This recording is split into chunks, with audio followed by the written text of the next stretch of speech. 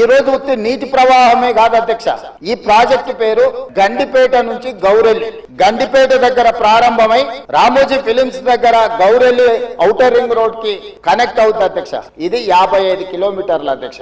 ఈ 55 కిలోమీటర్లు కూడా ఎలివేటెడ్ కారిడార్. ఈ రోజు ఔటర్ రింగ్ రోడ్ 160 కిలోమీటర్లు ఉంది.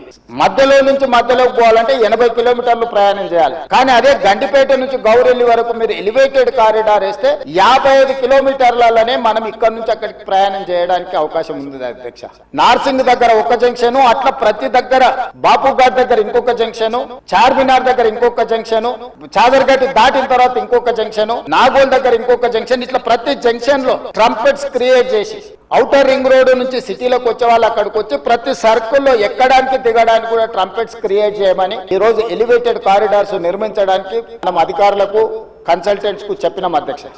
మూసీ నది పరివాహక ప్రాంతాన్ని నైట్ ఎకానమీగా మారుస్తా అని చెప్పిన అధ్యక్ష.